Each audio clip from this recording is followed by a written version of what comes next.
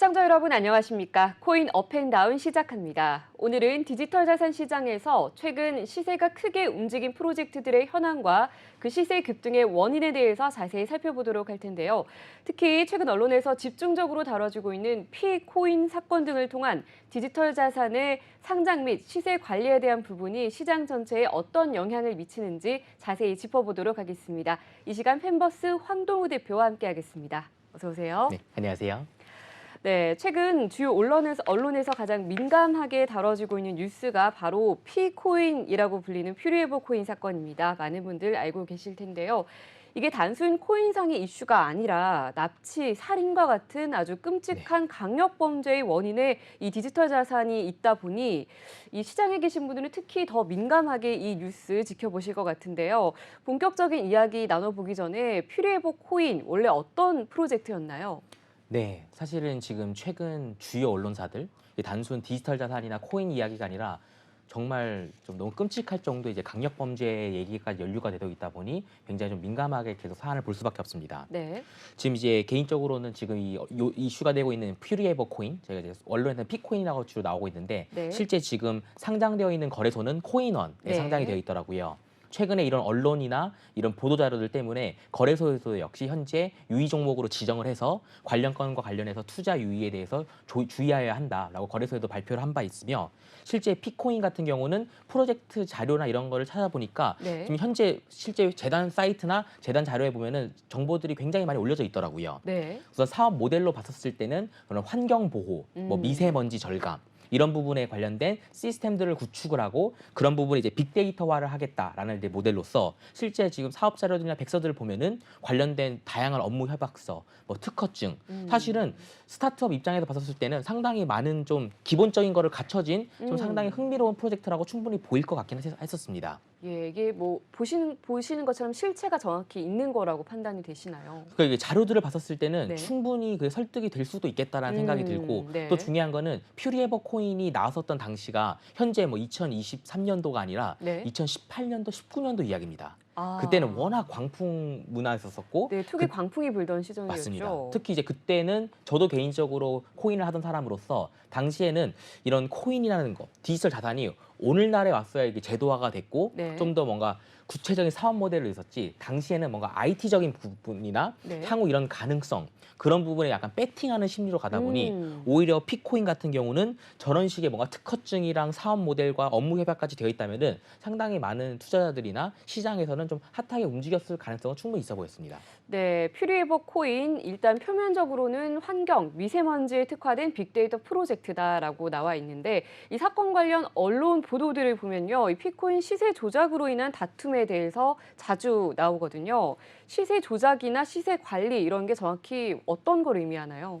네, 이제 이 부분도 좀 중요해지는데 네. 실제 그런 프로젝트가 있는 자료나 사업 모델을 보면은 상당히 좀 논리적이기도 하고 뭔가 향후 사업이 진행될 수 있는 가능성이 높아 보이긴 하지만 네. 이거하고는 이제 무관하게 차트 이제 부분들이 있습니다. 실제 지금 언론에서도 보면은 이 퓨리에버 코인이 지금 실제 투자자들은 이런 시세 조종이라는 네. 부분을 얘기하고 있는데 이제 이런 디지털 자산, 사실 디지털 자산만이 아니라 주식시장에서도 간간히 사용이 되고 있는 용어긴 한데 혹시 시청자분들이 좀 헷갈릴 수 있어서 제가 좀 정리를 해보긴 했습니다. 네. 저희가 이제 MM이라는 용어를 많이 쓰는데 MM은 사실은 영어 단어인 마켓 메이킹 네. 이런 시장을 뭔가 조성을 한다. 이게 정확한 의미는 뭔가 자체적인 매수, 매도 주문을 통해 가지고 뭔가 시장의 그런 유통량이 계속 많아지게 하는. 그래서 네. 쉽게 투자자들이나 거래하는 사람들이 쉽게 사거나 쉽게 팔 수 있도록 그 유동성을 공급하는 행위를 저희가 MM이라고 얘기를 합니다. MM은 좀 긍정적으로 들리네요. 그러니까 중립적인 단어라고 보시면 될 것 같아요. 중립적인 단어로. 중립적인 단어로서 예. 뭔가 실제 시장에서 있는 기업들, 시장에서 있는 회사들이 결국 제가 주식을 팔던 혹은 제가 발행한 디지털 자산을 팔던 이런 것들이 너무 소량만 있으면 가격이 왜곡이 될 수 있다 보니 이런 부분에서 그 트렌드에 맞춰가지고 공급을 하고 다시 네. 또 환매를 해주고 예. 이런 식의 것들이 이제 MM이라는 행위인데 예. 중요한 건 이 MM이 이제 변질되는 경우들이 종종 있습니다. 그게 이제 저희가 업계에서는 펌프 앤 덤프라고 얘기하는데 예. 말 그대로 펌프는 올라간다는 겁니다. 예. 가격이 급등을 하다가 덤프는 폭락을 하는. 네. 결국은 MM을 하는 목적이 뭔가 정상적인 거래나 안정적인 거래나 거래 추이를 만들려는 목적이 아니라 실질적인 대규모 폭등세를 만든 다음에 네. 거기서 매도를 통해 가지고 투자자들이 뭔가 피해를 보고 예. 뭔가 그걸 거래하는 사람은 꼭 회사나 재단이 아닐지라도 뭔가 개인의 세력이라도 저희가 소위 말하는 작전 세력을 얘기하잖아요. 네네. 그런 사람들이 펌프앤덤프를 통해서 이런 MM 툴들이나 MM 기법들을 활용을 하고 있고 실제 주식시장뿐만이 아니라 디지털 자산 시장에서는 그게 법규적인 부분이 미비한 부분들이 있다 보니 훨씬 더 광범위하게 공격적으로 이루어지고 있는 것 같습니다. 예. 자, 그리고 가두리 작업은 뭔가요? 네, 이제 가두리 작업은 이제 완전 전문적인 용어인데요. 네. 이게 실제 그 용어가 그 가두리 양식장에서처럼 예. 물고기들을 키울 때 단순히 이게 자연적으로 방치되어 있는 게 아니라 그물을 통해 가지고 모아주듯이 굉장히 부정적으로 들리는데 그렇죠. 맞습니까? 이건 상당히 부정적인 용어입니다. 예. 왜냐하면은 이제 작업 이제 세력 중에 하나인데 단순히 이제 펌프앤덤프를 하기 위해서는 시장의 유통량을 파악을 할 필요가 있습니다. 네. 실제 디지털 자산은 블록체인이라는 기술 때문에 특정 이 거래소에 몇 개의 코인이 들어가 있는지 몇 개의 코인이 나와 있는지가 사실 다 분석이 가능하거든요. 네. 그러다 보니 어느 특정 시점에 거래소에서 입출금을 정지한다면 음. 더 이상 외부에서 입금이 안 되고 출금이 안 되면 그 거래소에만 유통되어 있는 양이 정해져 있는 거죠. 네. 그게 정해져 있으면 예를 들자면은 P코인 아니면 A코인 이 전체 발행량은 몇억 개가 되고 몇백억 개가 된다 하더라도 특정 그 시점에 빗썸이나 코인원에 입금되어 있는 수량이 10만 개다, 네. 50만 개다. 그게 파악이 되면 거래소랑 작업을 하거나 혹은 거래소랑 해킹이나 이런 시도를 통해서 일시적으로 입출금이 막아지게 되고 그러면 그 10만 개나 50만 개를 통해서 결국은 특정 세력이 그 장내에 있는 물량을 통제할 수가 있게 됩니다. 네. 그게 이제 가두리 작업이라 얘기하게 되는 거고 결국 이런 현상은 펌프앤덤프로 이어지는 결국은 이제 이런 정보들이 없거나 뭔가 코인 투자에 익숙하지 않은 시청자분들이나 투자자분들은 결국 차트상에서 왜 이 가격 계속 오르지? 네. 나도 좀 사봐야겠다. 이렇게 계속해서 그 유혹에 빠지게 되고 네. 어느 시점 후에는 대량 매도가 나오다 보니 굉장히 큰 금액의 피해가 굉장히 짧은 순간에 일시적으로 발생할 수 있다는 부분이 굉장히 좀 위험한 부분입니다. 시세 조종의 세 가지 유형에 대해서 자세히 말씀을 해주셨는데요. 그렇다면 이번 P코인 같은 경우에는 이 세 가지 유형에 모두 해당한다고 의심을 해볼 수 있을까요? 이게 실제 그 차트를 보시면은 네. 그 P코인 차트 같은 경우를 보시면은 지금 같은 경우는 유의 종목이 지정돼서 폭락을 했지만 네. 실제 지금 보시는 이 차트는 P코인이 상장했을 때부터 지금까지 거의 한 3년 동안의 차트입니다. 네. 보다시피 가장 왼쪽에 보시면은 처음에 발행을 하고 상장했을 때는 2,000원대였다가 예. 갑자기 무슨 엄청난 뭐 산처럼 그야말로 좀- 펌핑이 제대로 펌핑이 이루어졌네요. 엄청나고요. 네. 그리고 그때 당시 기록을 보면 10,000원대가 넘었었고요. 중요한 거는 이게 높은 가격이 올라갔으면은 거기에 따라서 거래가 이루어지고 그 높은 가격에 안 차게 되면 되는데 보다시피 펌핑이 있고 나서 굉장히 빠른 순간에 덤프 현상이 일어나게 네. 됐습니다. 그래가지고 이제 하락을 한 게 계속 폭락을 하더니 이제 2,000원에 상당을 하고 10,000원대까지 갔던 거가 30원까지 사실 폭락을 하게 되고 현재 시점은 이제 2.7원, 2.8원 정도 하더라고요. 네. 보다시피 그게 한 번 올라갔다가 꺾어지고 그 이유는 지금까지 거의 2년이 넘는 시간 동안 아무런 움직임이 없었다는 거는 이건 전형적인 인위적 개입으로밖에 볼 수가 없는 부분이고 결국은 물론 이런 펌프앤덤프나 마켓 메이킹 같은 툴들이 네. 꼭 뭔가 작전 세력이나 이런 게 아닌 비트코인이나 이더리움 같은 큰 프로젝트들에서도 종종 있게 됩니다. 하지만 중요한 거는 지금 이 P코인 같은 경우는 차트만 보더라도 예. 일반적이지가 않은 차트라고 네네. 보고 있고 저희는 이제 실제 이 시장에서는 그 코인 가격이나 디지털 자산의 차트를 저희가 심장박동이라고 얘기하거든요. 네. 뭔가 이게 박동을 치듯이 계속 움직여야지 네. 차트가 움직이는데 지금 보시는 거는 거의 한 근 몇 년 동안 거의 죽어져 있는 차트였다 보니 이거는 굉장히 인위적인 개입이었고 뭔가 시세 조작에 반증하는 효과가 아닐까라고 볼 수밖에 없는 사건입니다. 예. 자, 그런데 이 퓨리버와 같이 인위적인 시세 조종으로 인해서 디지털 자산 투자자들의 피해가 이례적인 게 이번이 아니라고 하더라고요. 그동안 맞습니다. 좀 어떤 사건들이 있었나요? 네, 워낙 이제 디지털 자산 시장에서는 시장이 아직까지 형성이 되어있지 않았었던 시절이 있었다 보니 네. 상당히 좀 이런 피해 사례가 크게 있었던 사건들이 몇 개가 있었습니다. 그 중에 좀 대표적인 사건들은 좀 두 가지 정도만 제가 개인적으로 언급하고 싶은 거는 네. 첫 번째 이제 비트하우. 라는 코인이었었고 당시에는 이제 포블게이트라는 거래소에 상장이 되어 있었었고 사실은 현재는 이제 포블게이트는 원화 거래가 아직은 안 되고 있다 보니 당시에 비트하우는 이제 원화 거래소에 상장이 돼 있어서 지금 당시는 현재 기록을 볼 수는 없지만 네. 당시 차트들이나 이런 걸 보시면은 왼쪽에 보시는 것처럼 이게 뭔가 일반적인 투자자들이 사고 팔고 하는 게 아니라 뭔가 예. 계단식 구간으로 올라가는 예, 마치 그림으로 그려놓은 네. 듯합니다. 그러니까 이때 당시에는 사실은 그런 투자 권유방, 네. 투자 제한하는 투자 리딩방 하고 같이 연계가 돼가지고 A 코인은 뭔가 이 시점에 몇 퍼센트가 올라갈 것이다. A 코인은 이때 매도가 있을 것이다. 이런 식으로 뭔가 뭐 예언적인 효과처럼 투자 네. 자문하시는 분들이 이 코인을 지금 사야 한다. 왜냐하면 며칠 있다가 15% 올라간다. 이걸 믿을 수가 없었는데 예. 중요한 건 차트에서는 그렇게 움직였다는 겁니다. 음. 실제 그렇게 움직이다 보니 나중에는 이렇게 계단식으로 계속 올라가다가 똑같이 이것도 역시 인위적인 펌핑이다 보니 그 위에는 덤핑이 일어날 수밖에 없게 되고 네. 그때 당시 굉장히 큰 피해가 있었던 걸로 알고 있고 현재는 이제 아무런 활동조차 없을 정도로 굉장히 방치가 되어 있는 좀 안타까운 사례였습니다. 네, 비트하우 사례 살펴봤고요. 또 아로하나 토큰도 바로 옆에 보이네요. 네, 아로하나는 사실은 이게 비트하우 같은 경우는 해외 프로젝트고 해외 커뮤니티 중심으로 있었다 보니 조금 더 이슈가 덜했다면은 네. 이제 아로하나 같은 경우는 빗썸 거래소에 상장이 되었었고 예, 큰 이슈가 됐었죠. 특히 이제 아로하나는 한컴 계열사의 네. 프로젝트였다 보니 뭔가 그런 굵직한 중견기업 그리고 빗썸이라는 큰 브랜드 그도 보다시피 이게 지금 사진에서는 좀 덜 나와 있긴 하지만 상장하고 나서 어마어마하게 폭등했습니다. 예, 지금 이게 1000배 이상 올랐다고 하더라고요. 맞습니다. 네. 이게 사실은 워낙 이제 큰 이슈가 됐었다 보니 어마어마하게 폭등을 한 차트들은 대부분 다 어마어마한 폭락장으로 이루어지다 보니 네. 당시 아로하나도 역시 상당히 많은 투자자들이 피해를 보게 되는 중요한 거는 이런 양쪽의 이런 차트들이 이번에 그 피코인처럼 결국은 자연적으로 뭔가 시장의 가치, 그러니까 이 회사의 가치나 프로젝트의 가치가 실제 가격에 반영이 돼야 하고 그 반영은 일부 가치보다 좀 더 올라가든지 네. 일부 가치보다 떨어지든지 이런 식으로 계속 유지가 되어야 하는데 지금 보시는 차트들은 그런 회사의 가치나 프로젝트의 가치하고 무관하게 인위적으로 움직이다 보니 인위적으로 오다 보니 결국은 그 리스크도 역시 굉장히 크게 나올 수밖에 없는 좀 안타까운 사례들이었습니다. 네. 자, 우리가 디지털 자산을 흔히 비상장 주식과 같이 보는 시각들이 있잖아요. 그럼에도 주식 시장보다 디지털 자산 시장에서 더욱 앞서 우리가 살펴봤던 인위적인 작전 세력이 더 많이 활동을 하는 것 같은데요. 그 이유가 이 주식 시장과 디지털 자산 시장에서 활동하는 이 작전 세력이 존재한다면 어떤 차이가 있나요?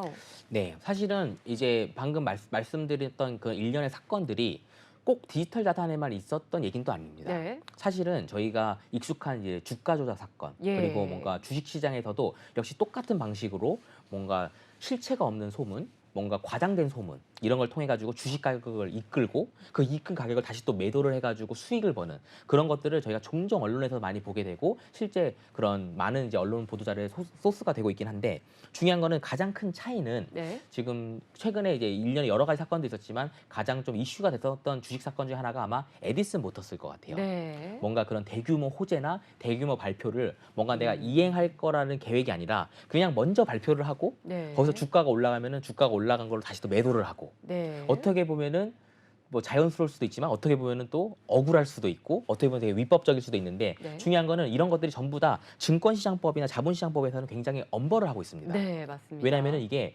이 주식시장이나 이 거래소에서 뭔가 투자자들, 일반적인 투자자들, 개인적인 지인 관계가 아닌 모르는 제3의 투자자들 대상으로 하는 영업행위는 굉장히 팩트를 근거를 해야 하고 그 팩트를 근거를 한 매도 활동이 돼야지 이거를 악용을 하고 뭔가 이거를 통해서 뭔가 제가 부당이득을 하려고 하는 행위들은 자본시장의 근간을 좀 사실은 위협할 수 있는 부분이다 보니 예. 굉장히 엄벌로 처벌을 하고 있는 거가 현재 추세이고 실제 꽤 많이 걸리고 있습니다. 예. 하지만 중요한 거는 디지털 자산 시장은 뭔가 주식이랑 비슷한 효과를 보이는 것도 있고 그렇기 때문에 주식시장처럼 엄벌을 해야 한다는 목소리가 있긴 하지만 아직까지 그거에 대한 법규가 구체적으로 마련이 되어 있지 않다 보니 뭔가 사기, 뭐 유사수신 이런 식으로는 처벌이 된다 하더라도 뭔가 자본시장이나 교란 뭐 이런 영업행위에 대한 처벌 이런 것들은 되고 있지 않다 보니 오히려 언론 일각에서는 주식시장 같은 경우에서는 이런 작전 세력들이 뭔가 법적인 미비한 이 디지털 자산 시장으로 계속 오게 되고 그러다 보니 결론적으로는 뭔가 교란 행위들이 더 많아지게 되는